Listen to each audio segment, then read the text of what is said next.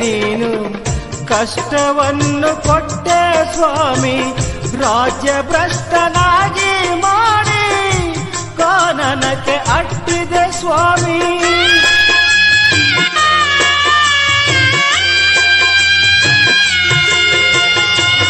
ರಾಜ ಸತ್ಯವ್ರತನ ನಿಷ್ಠೆ ಪರೀಕ್ಷೆಯ ಮಾಡಿದೆ ಸ್ವಾಮಿ, ಮಡದಿ ಮಕ್ಕಳನ್ನು ತೊರೆಸಿ ಅಂಧನಾಗಿ ಮಾಡಿದೆ ಸ್ವಾಮಿ. ಸತ್ವ ಪರೀಕ್ಷೆಯನ್ನು ಮಾಡಿ ವರ ನೀಡಿ ಹರಸಿದೆ ಸ್ವಾಮಿ, ಸತ್ಯ ಪರೀಕ್ಷೆಯನ್ನು ಮಾಡಿ ವರ ನೀಡಿ ಹರಸಿದೆ ಸ್ವಾಮಿ.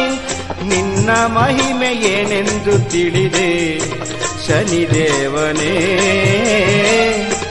ದಯ ತೋರಿ ಕಾಪಾಡು ರವಿತೇಜನೇ.